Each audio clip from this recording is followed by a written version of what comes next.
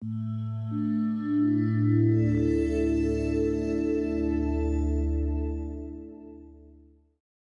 right, good morning, divas and dudes. Great to have you here on this rainy day. I always say, April showers bring May flowers. And I know we're not quite in April yet, but we're storing up our showers, right, for some beautiful flowers. So thank you again.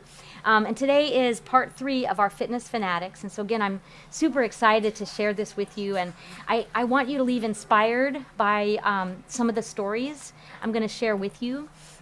This one is not very scientific, this talk. It's really sharing some real success stories. And every time we get to watch somebody that's far and away above the crowd, it helps us to open our ceiling, what we think is our limit, and go a little farther. And so that's what I hope we can do with this meeting. And so one of the very first slides, I wanted to make sure you could read, so I made it really big. It's kind of in memory of where we've been. So we've been talking about muscles. And the heart muscle is so amazing. So nothing can happen without the strength of heart. And you're going to see that messaging all throughout this morning. Strength of heart in spirit, as well as muscle strength, as well as perseverance. So in a day, 100,000 beats. 35 million times it beats in a year. Squeeze a tennis ball as hard as you can. That is about the same force your heart uses to pump blood. It's serious. Even at rest, your heart works 2 times as hard as the leg muscles of a sprinter. Right? I mean, dang-o. And we don't even notice it. Even when we put our hand over our heart to give praise, we just take it for granted. Feel your pulse. Blood starting and stopping in your arteries is the lub-dub of your heartbeat. Everybody know how to find your pulse? You don't want to use your index finger. You want to use the 2 after that, and ever so lightly just go at the edge of your wrist, right on the side of those veins that you can see, and you should find your lub-dub. Nope, some of us aren't alive. No, it's there. If you're pressing too hard, you're stopping it, so let go. It doesn't take much to feel it. As a kid, your typical heart rate is 90 to 120 beats per minute. As an adult, it slows to 72. Anybody know what your resting heart rate is? What is it right now? Right about 70, good. Do you know? Anybody? We still haven't found it. So somewhere in the 70s, and we talked a little bit about as you gain more and more fitness, the heart gets stronger and stronger. So with every pump of blood, that muscle is stronger, so it can actually do less pumps to do the same work. We like that. So if you had a resting heart rate of 50 instead of 70, that means you get to save up those 35 million beats and have an extra year. That's pretty good, right? The aorta is the size of a garden hose. Us gardeners, it's like, dang, that is huge. It's serious business getting blood to all of the capillaries and arterioles of our body. Your body has 5.6 liters. Those of us that don't know the metric system, that's 6 quarts of blood. That's a lot of blood. Anybody donate blood? Yeah, and you can donate blood and give quite a bit. And you might feel a little tired, but your body bounces right back. So cool. It circulates through the body 3 times every minute. Now that might not seem a lot if you're only 5 feet tall, but it's a lot. And it goes on to say that in one day your blood travels 1,200 miles. That's 4 times the distance across the U.S. The heart pumps 1 million barrels of blood in an average lifetime. That's enough to fill more than 3 super tankers. Doesn't that just put you in awe? Yeah. Yes. I know, right? And so it really makes me want to appreciate what we've got in this human body, and it makes me want to even more take better care of it. And so what I want to do in this third segment is walk through a few examples of how a few folks have been able to successfully remodel their machine. So building muscle while burning fat. And I just love this picture of this beautiful guy. Of course, I'm going to promise you that in every discussion that we go through, we're going to talk about all those beautiful colors. So just you wait. And this beautiful guy, I just think is amazing. And, it helps us realize the capacity of our muscles. Sometimes we feel like there's no muscle in there. That's just bone and fat. No, there's muscle in there. We just have to allow it to be in hypertrophy. Remember what that term is? Hypertrophy? That means growing bigger. And then when it grows bigger, that means it needs more muscles, it needs more nutrients, and of course it can do more work. Yay for hypertrophy. So, enter in this beautiful lady. What it takes to burn fat. So, on the left is how this beautiful lady, Joan McDonald, looked like when she was in her 70s. And she had a lot of health issues. She was taking several blood pressure medicines. She was suffering from heart disease and high cholesterol.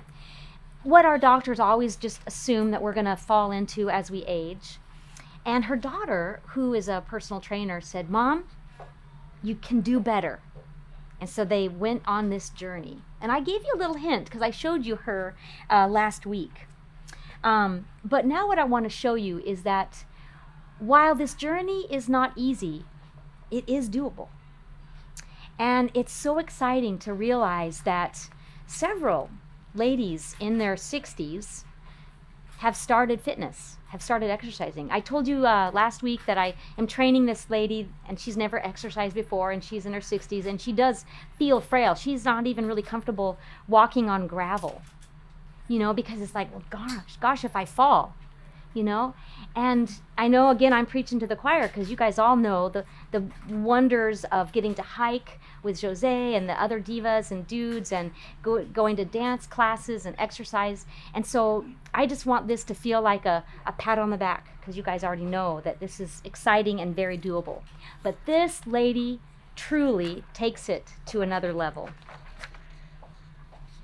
So we've talked about the external stimulus must insist on change.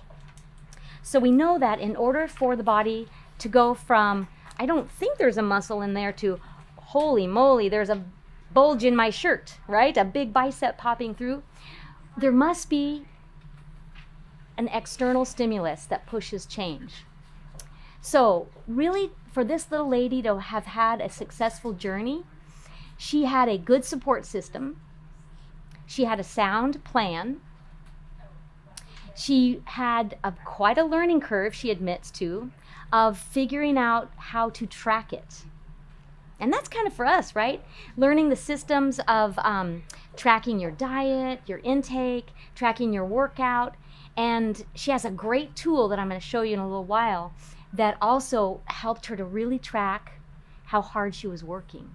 Because so often we feel like, we don't want it to be too hard because we're afraid of it hurting. Remember, I alluded to that with this little lady that I'm training, and we're not really sure, well, how much should I endure pain?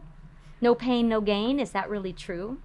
I even had a trainer that worked with my husband, and he had a frank injury in his shoulder, and the trainer said, take some meds, see you in the morning. Ignore the pain. Well, we don't want that. So part of having a really good program, a good plan, and a good support system is the knowledge to know what pain is okay to work through. So I love the fact that as she's evaluating change, she's always talking about the joy of the process. And again, that's where the heart really comes into play in more ways than one. So, training with Joan. Has anybody followed her? She's on Instagram. She's got quite a following. So Joan McDonald, look her up. I'm going to start following her more. I just think she's amazing. And also that she has her daughter and her son-in-law that are really by her side. Now, I know not all of us are going to have a bodybuilder and personal trainer as a family member, but she just opens up and shares everything. And I just think she's so exciting. So the process of hypertrophy. And when you look at her training program, She has some very specific components to it. She talks about safety. She talks about the correct body alignment. She uses machines quite a bit, which I like because that keeps you in a safe alignment until you really know how it feels to activate your quadriceps or isolate your glutes and your hamstrings. Machines are good for that. Ultimately, though, being able to do activities that use your body and use balance are going to be great. So she gets to that too. So here her coach, which is her daughter, is guiding her all along the way. And this lady, is no novice to fitness. She's done a lot of competitions, and, she's probably in her 50s. So she's probably my age, and so she's training her now almost 75-year-old mom. So it's great to have a coach that rocks. So what does Joan eat? I've noticed that as I did this research, there's a blend. You'll always see a big focus on vegetables. Some have more and less focus on protein in and of itself. We even have a fabulous chef you'll see in a minute that is vegan. But she is really convinced that having some supplements are important and having protein. And my side note to that is there's so many ways to find your routine. But the trick is to make sure that whenever you have a program in place, whether it's going to be heavy on supplements or not, or all meat and a keto diet, or even vegan, the program needs to be consistent. And you need to believe in it. So you have to have faith in the program. Consistent, have faith that it works. And then you constantly want to evaluate. And really that's what Joan is doing for us. She has such a good, consistent plan. And of course the support system helps that, right? And as you'll see in some of our other examples, they push everything aside. And I know that's not possible for all of us, right? This little lady doesn't seem to have a husband to take care of, or I don't think she has a job other than learning Instagram. And so, I get it. And so I just think that it's really fun to watch how this can be taken to the next level and help us to see where we might sneak in time to have consistency and the time to find something that really is going to work, and then be okay to evaluate it and change it if you need to along the way. So influencers of change. So if you get to meet Joan McDonald on Instagram, she said one of the hardest things for her was to learn how to use her iPhone and her iPad to do all the tracking. But that once she got that down, it was her best friend because it allowed her to look back on what she's done. So again, a nice pat on the back. Wow, I've accomplished that. Good. And also to see where she's going. And, I think looking at this crucial component to really make sure you've got your goals in mind. It isn't just, I want to lose weight and be able to live longer. We have to make it a little more specific. I want to be able to lift 25 pounds because right now I can only lift 10. And so you put these little goals in place so that you can accomplish them. If it's too far out in the distant future or it's too vague, it's really hard to say, okay, I did that.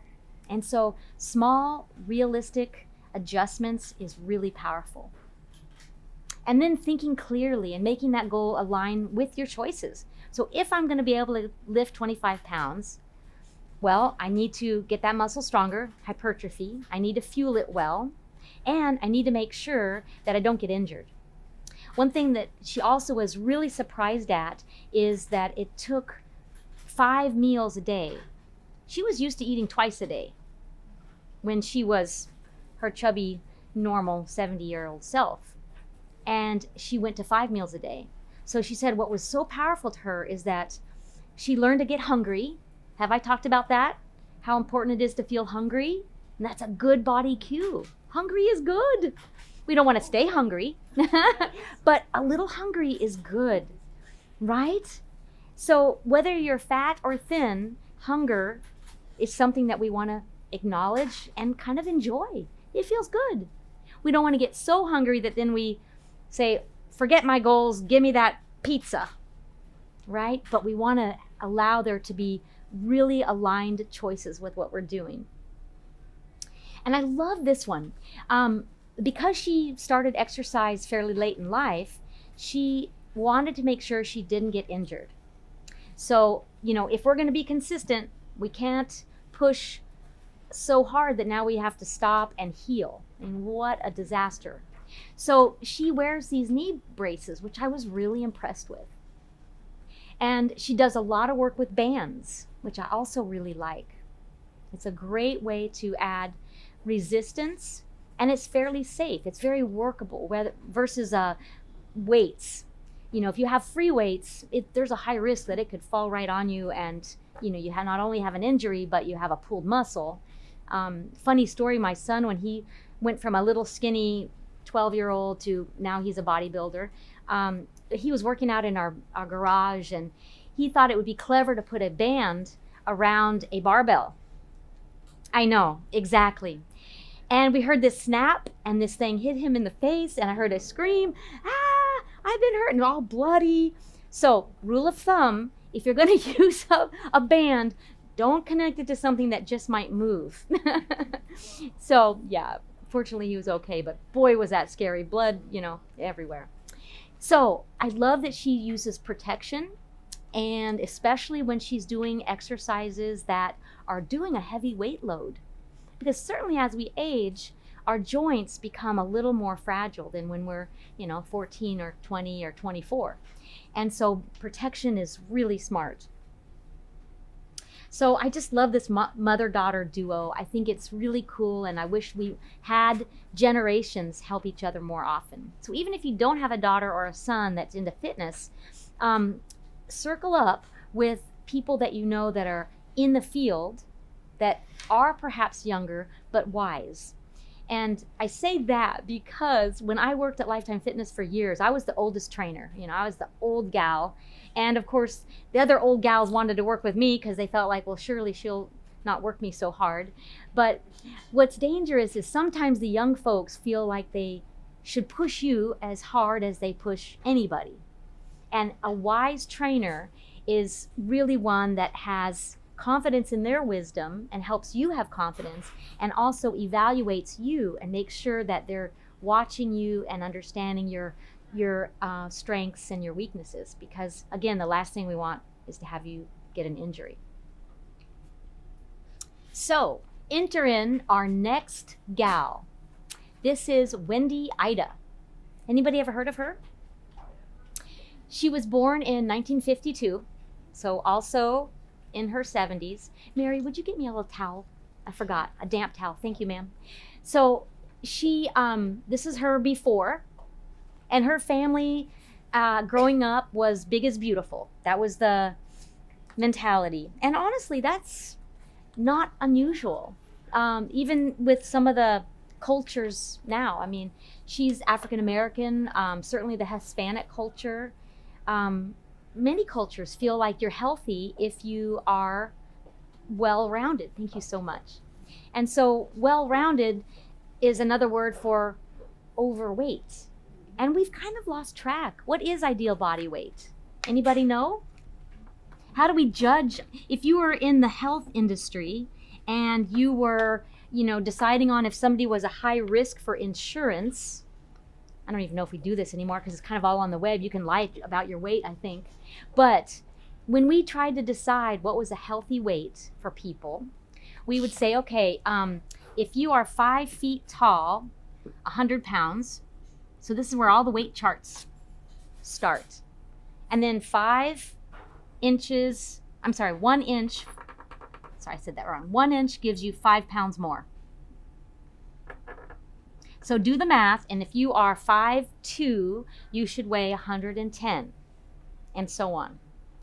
And most people are so far away from that, they say, no, that's not real. And so then we think, okay, how about usual adult body weight. If this is ideal body weight, what about usual? And that's what people start thinking is normal. Does usual mean normal? And the answer is no. Usual is not normal. Usual is what we see all the time, but we want to look for an ideal.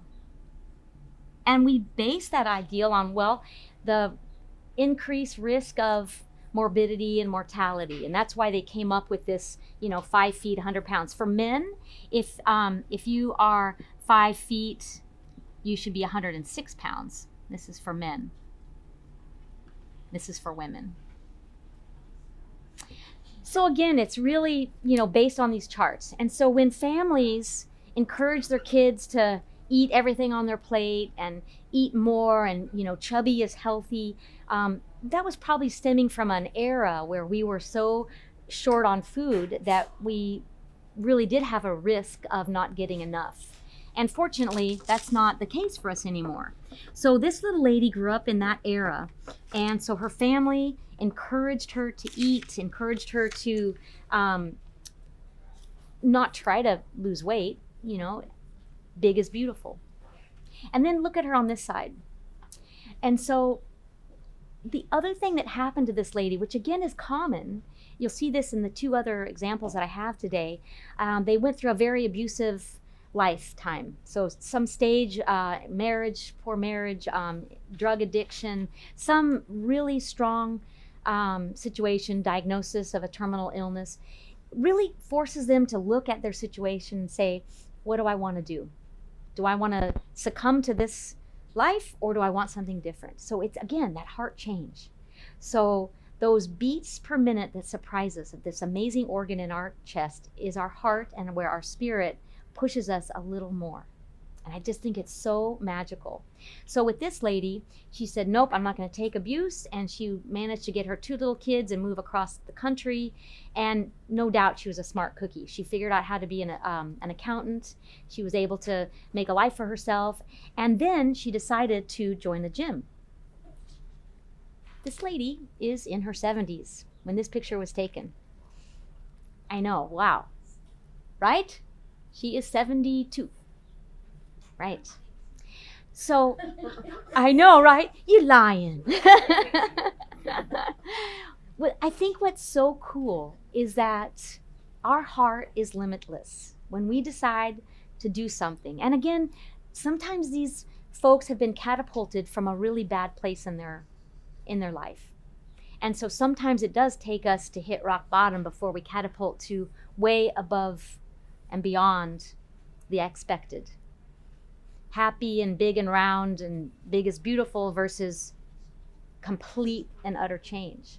And so I love the fact that now she is a coach of all sorts.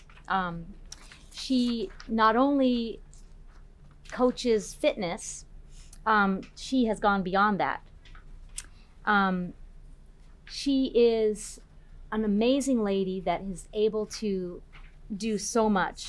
Now, I don't think you have, oh good, you should have this picture. I moved them around a little bit. 2 world records. She holds the world record for the most burpees. It's this little picture, her beautiful body. I think I got them a little out of order.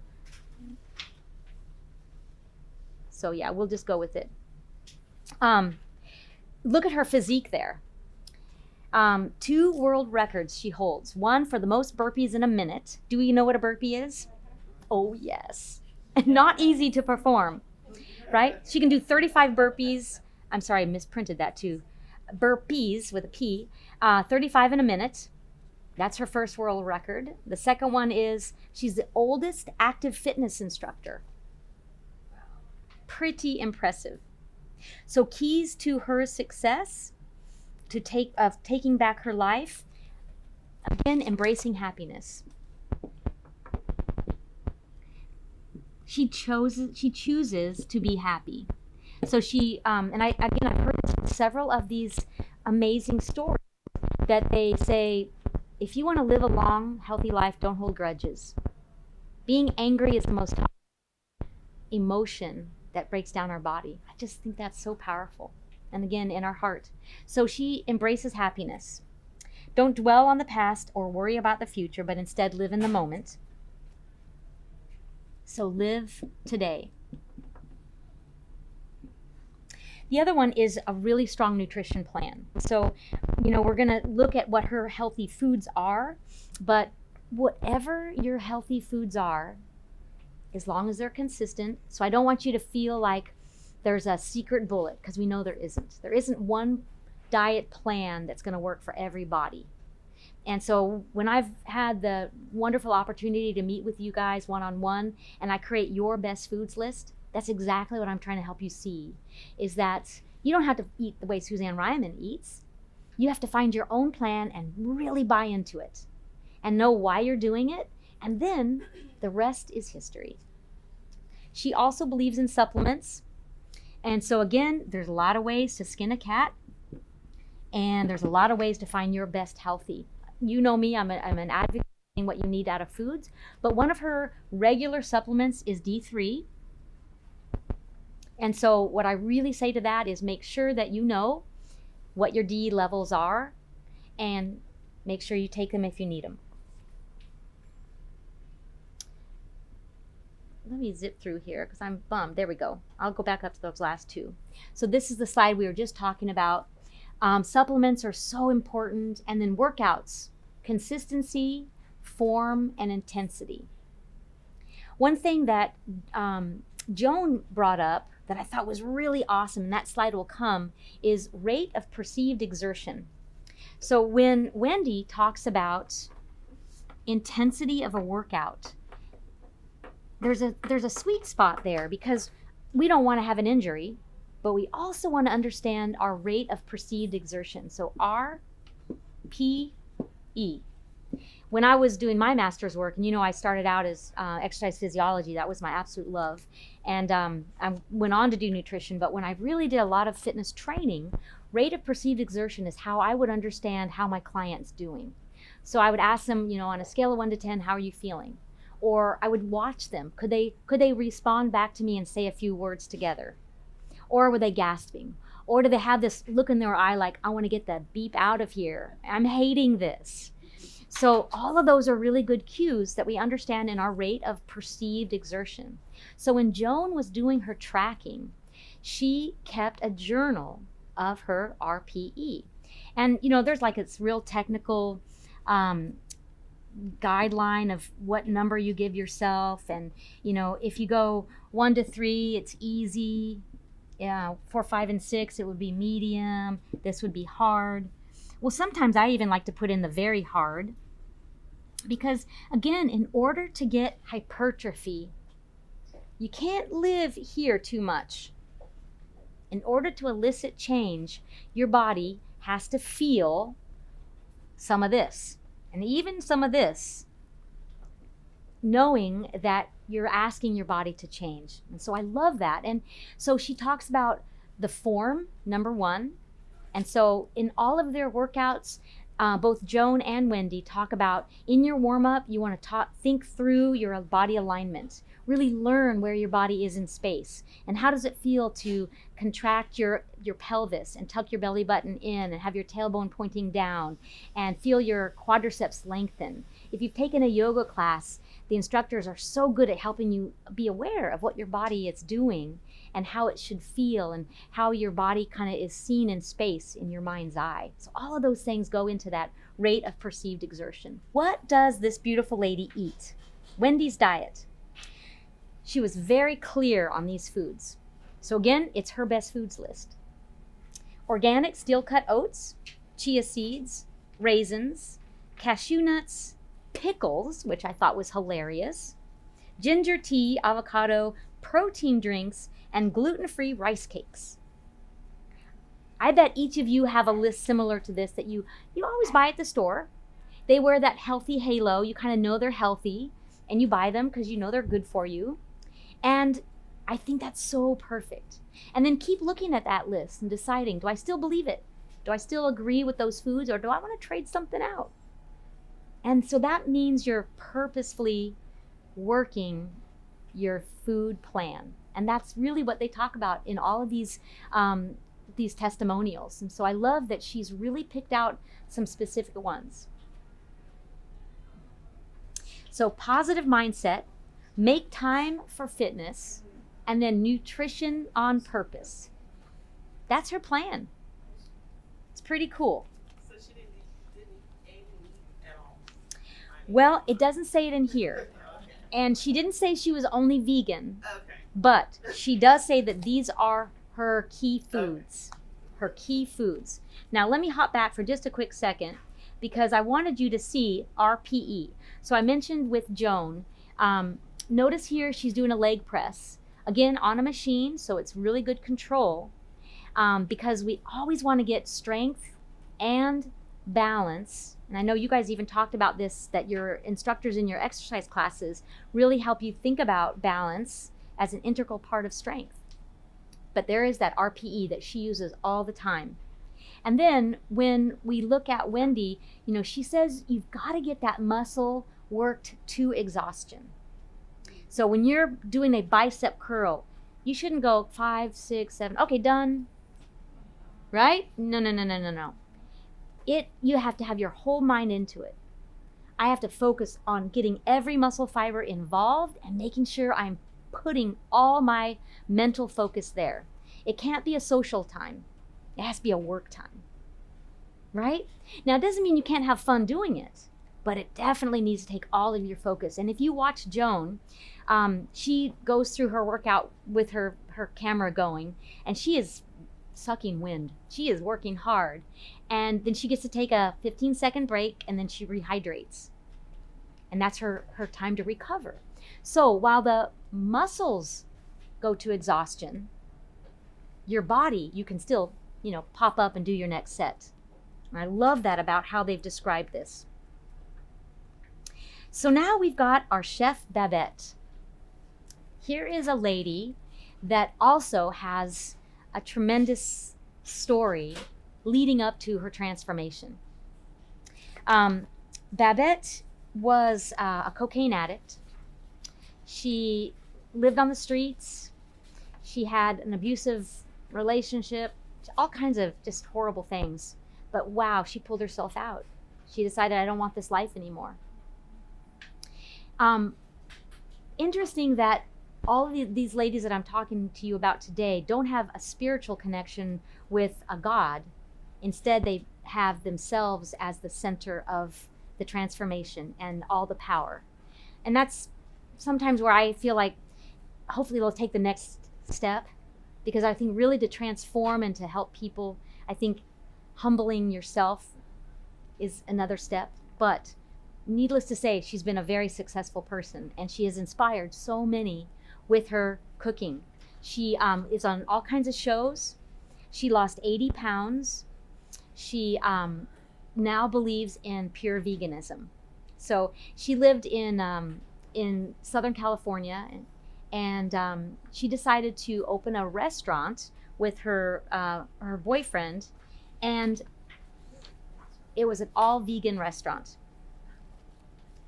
And she's just another absolutely beautiful lady. Again, losing 80 pounds has really transformed her. Her typical day, again, is very regimented. So even though all the experts discouraged her from trying to open this restaurant, coming from nothing and believing so much in the value of change and the value of her personal power, she went for it. And look at what her day is like. She says her what's really important is sleep. And so she goes to bed almost always between 7:30 and sometimes 10. She gets up at 2:30 a.m. Wow. She gets to her restaurant by 4 a.m. And the reason why she gets up at 2:30 is she does her workout first thing in the morning. So sleep is important. I don't know how much sleep she's getting. Hopefully she doesn't do this very often in order to get her quota of sleep. But what I love is that she makes time for her workout before her day starts. And she also has a deep interest in creativeness, and creative ideas. And so this restaurant has been not only hugely successful, but it's her way of giving back and sharing with people. But it's also very financially successful. And so she says that not only do I make sure that I get enough sleep, I get my workout in, but I eat only plant-based foods. And I think her perspective is kind of a good one, because she says on lifestyle things like going all, plant-based, one of the biggest hurdles is to have your family go along with you. That's oftentimes the problem. You're trying to eat healthy and your family says, no, let's go out to eat. I want to get a Whataburger. And they make you feel bad if you don't want to do it with them, right? That pressure that they don't really mean to put on you, but they do. And what she says is, don't try to pull people along with you. Instead, just be an inspiration. And so that's the way that she helps to inspire people, is to say, well, you don't have to do what I'm doing. I just love it. So you can follow along if you want, but no problem. Yet she stays very convinced with her routine. So, there's a sweet spot there too. I think that it's tough to feel like you want to eat a certain way and then you still have to cook for your family, and then you're feeling compelled to do 3 different meals. And when I'm counseling young moms, I really discourage that. But what I do encourage is you make a table of foods. And there should be enough variety on that table to let the person that's vegan eat all vegan, or the person that wants meat to have some meat involved too. So, I think there's a sweet spot there. The other thing I love is she said that every meal should have something raw. I think that's so true. When I'm setting up a plate for either guests or even myself, I don't know if you've noticed this, but it feels really nice to have a variety on your plate. Something cold, something crunchy, something hot, something creamy. And when we're introducing a new eating style to maybe a family friend or a loved one, adding that variety really is eye-catching. We know that the eye eats first, and we love variety. I-E-T-Y. We love variety. So even if you're eating plant-based, make them bright colors and put a lot of different things on the plate, and usually people will get excited to try it. Here's a fun one. Look at all the variety on that. She says, just like when you're picking out your fitness program, know why you pick out the food type. So know why you're eating vegan. But what I love in this is look at all the colors. She's got pancakes. She's got, of course, they're not actually eggs, but they're something close. And she's got wonderful colors and lots of things to look at and find intriguing. And so at her restaurant, she even has a soul food plate, and it has all kinds of things. It has mac and cheese. It has collard greens. It has, instead of barbecue, she uses tofu. And in her little explanation, she tells you exactly how to do it, and it's smothered with barbecue sauce, and so everybody loves it. Excuse me. So what's nice is she is a symbol of inspiration, a symbol of change, and also a symbol of being dedicated to what she believes in. And sometimes that is difficult in and of itself, because we are kind of pulled by our culture.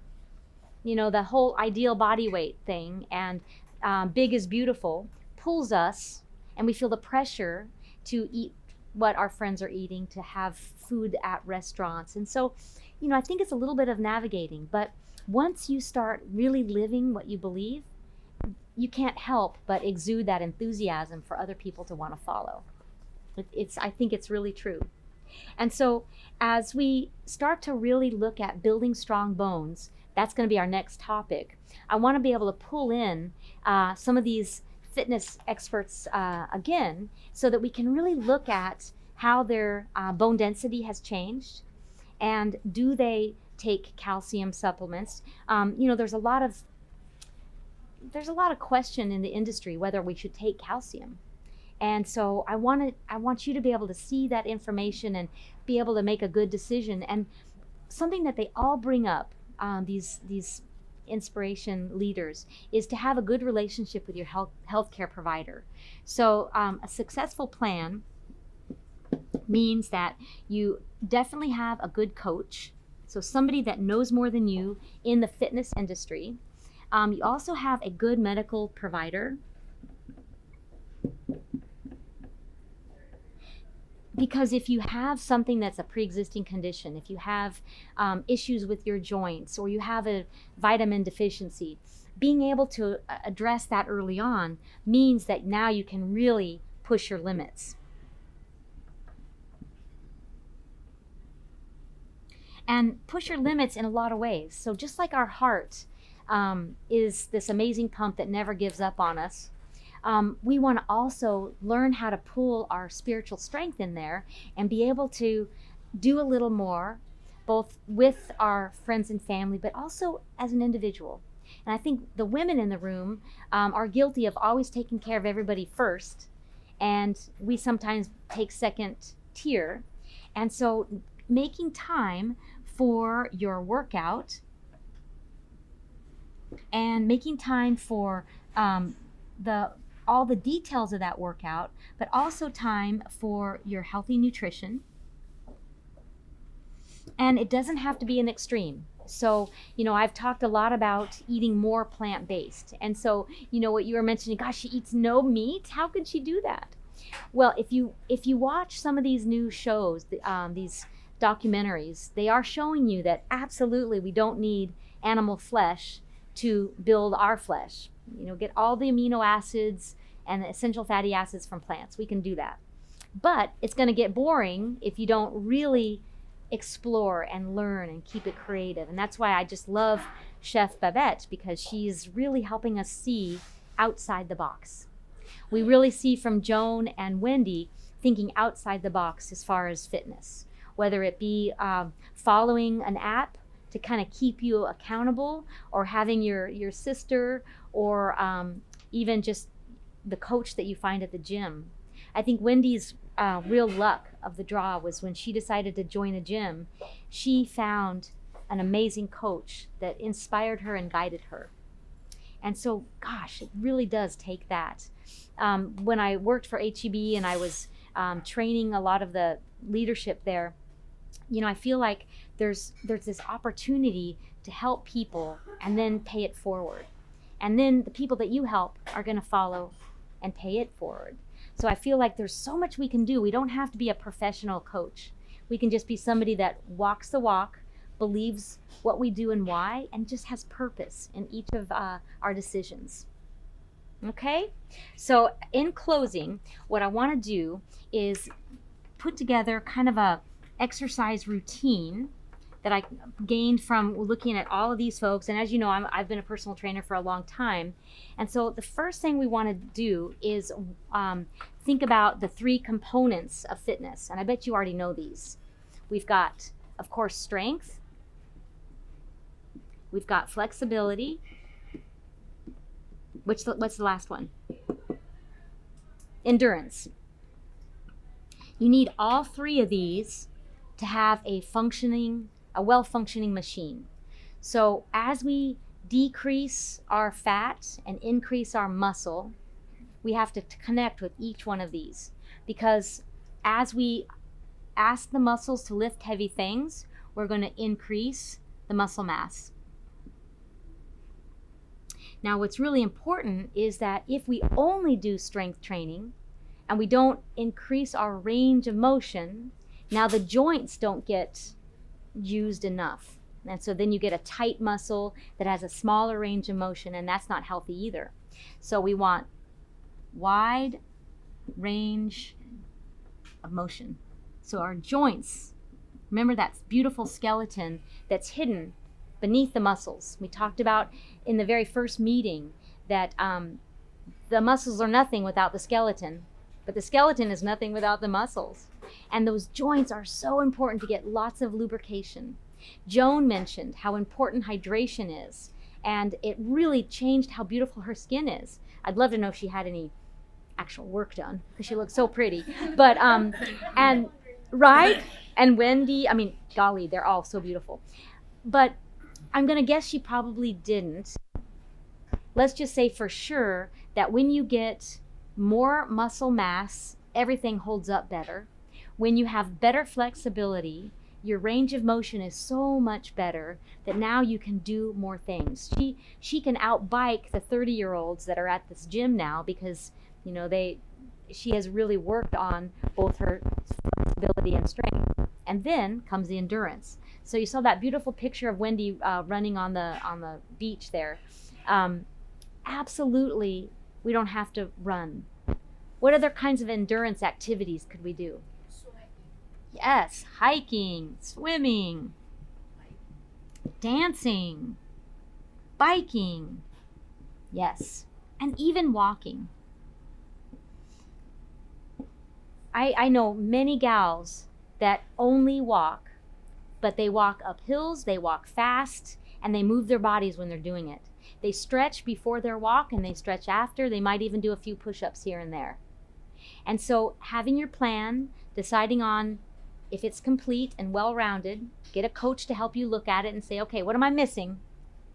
And then having some way to track it and make sure you're doing those things that are getting you a result. Another thing that Joan did that I thought was really smart was she took pictures. And she said, oh my goodness, that first picture was so hard. You know, because you still feel so foreign in workout clothes. And she felt very conscientious.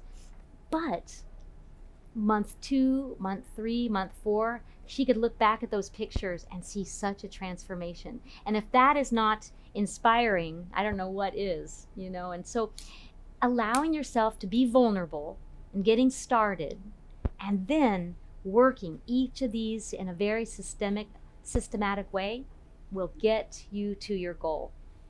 And so as we look at each one of these, of course, we know we could do a class that's predominantly flexibility, which would be what? Yeah, yoga, even Tai Chi.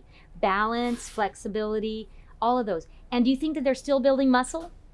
You bet you. If you have done more than one chaturanga, you know that that builds muscle, and pretty soon you can actually do a little longer. You could hold it and push back up into down dog, and all of a sudden you feel like plank is easy. Joan said the hardest exercise for her when she first started was holding a plank.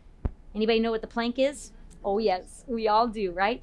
And it's using muscles that we don't normally use. And so it's a real exciting thing to see how the muscles change. The bones now are responding to those muscles better.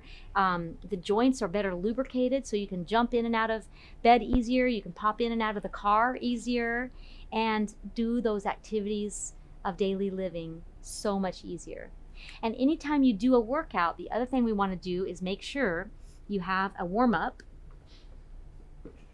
and then you gradually increase intensity, all the while tracking your rate of perceived exertion.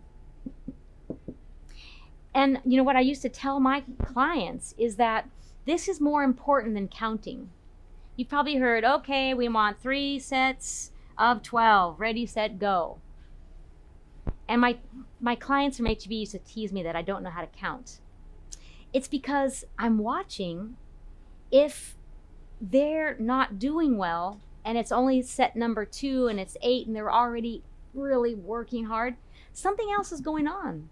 So they might not have had good sleep. They might be a little dehydrated. They might not be feeling good. So that's a cue to pull back a little. Don't be so married to this without this that you can't adjust it. And the flip side works too. Sometimes I would have Roxanne, one of my most favorite ladies, training, and she would like breeze through the 3rd set. I was like, oh, no, we need one more. Because I didn't want to waste the buildup of that set and not get to that fatigue. You've got to get to that muscle fatigue to elicit change. And so when you're doing your exercise, when you're doing your walk or your hike and you're strolling slow, are you changing your heart muscle? So even in your endurance, You want to increase the intensity. It's okay if there's a little burn in your legs. Feeling. If you're feeling it in the muscles, that's probably a good feeling. If you're feeling it in a joint, that would be a red flag, right? And so walking and biking, those urine exercises will build up that lactic acid, and you'll probably feel it a little more clearly in some of the strength training exercises. But in all of them, you want to get to the point you can't quite do that last one. Okay?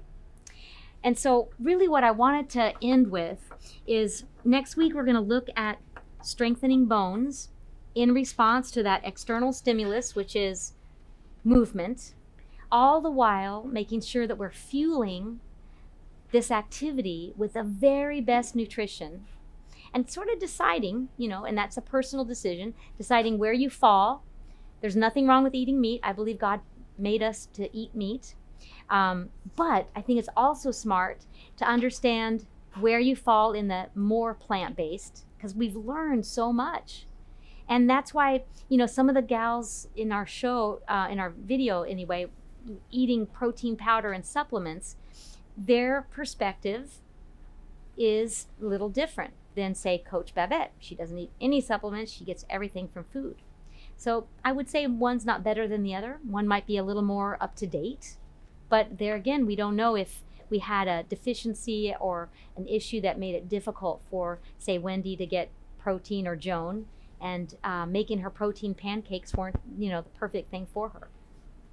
So I'm excited to inspire you all, and I might just show up at one of our hikes one of these days. I'd love to join you and walk with you. I'm a notoriously fast walker, so I always try to tone down a little bit, but it's fun to get to see you guys evolve and change and challenge yourself. So eat well, train hard, repeat. All right, thank you so much. Thank you.